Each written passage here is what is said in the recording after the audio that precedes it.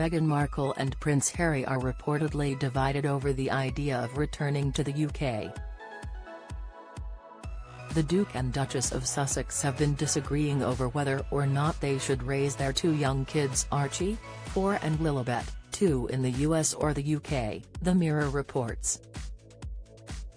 In the States, the only extended family the couple have is Meghan's mother, Doria Ragland, whereas in the UK, the kids would be brought up and educated alongside their cousins, aunts and uncles. It's been reported that the 39-year-old prince is very much leading on the prospect of returning to England, but Meghan is not keen and doesn't show any sign she would want to move back to the UK, even on a temporary basis. It seems this is certainly not the first time the couple have reconsidered the area in which they live after just a short amount of time, as Harry and Meghan have jumped around multiple homes since they tied the knot in 2018. Here we take a closer look at the 6 homes they've inhabited over the past 5 years. Nottingham Cottage. Harry and Meghan once lived in a 2-bedroom cottage with 2 bathrooms in a gated community in central London. However, the small home of Nottingham Cottage in Kensington Palace was not quite the lavish royal pad they had in mind. During their bombshell Netflix docuseries, the couple complained about their living conditions in the 4th episode. Harry said, "As far as people were concerned, we were living in a palace. But, we were living in a cottage on palace grounds." Meghan added, "Kensington Palace sounds very regal." "Of course it does, it says palace in the name. But Nottingham Cottage was so small. Despite being the smallest home on the 17th century estate, which is where Harry grew up, the abode boasts reception rooms designed by Sir Christopher Wren, who is the architect behind St Paul's Cathedral." Nicknamed Notcott, the cottage used to be the home of Prince William and Kate's when Prince George was just a baby. After the Prince and Princess of Wales relocated to their 20-room apartment 1A inside the palace, the Duke took it upon himself to turn the cottage into his bachelor pad in 2013.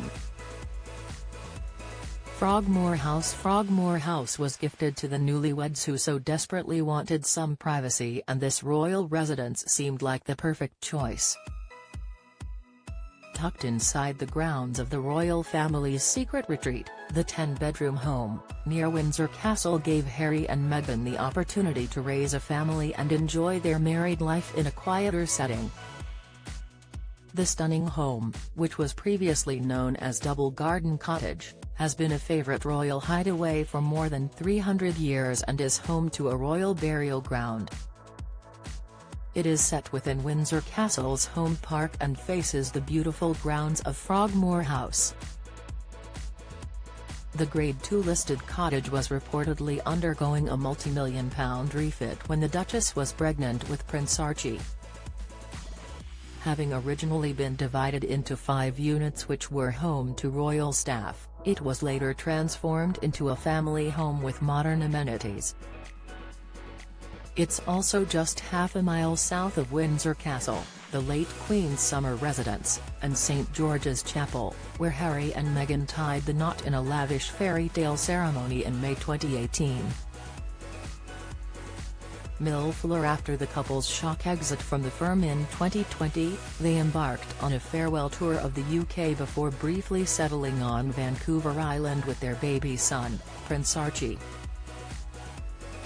They moved into a house called Fuller in British Columbia, which was previously owned by a Russian oligarch.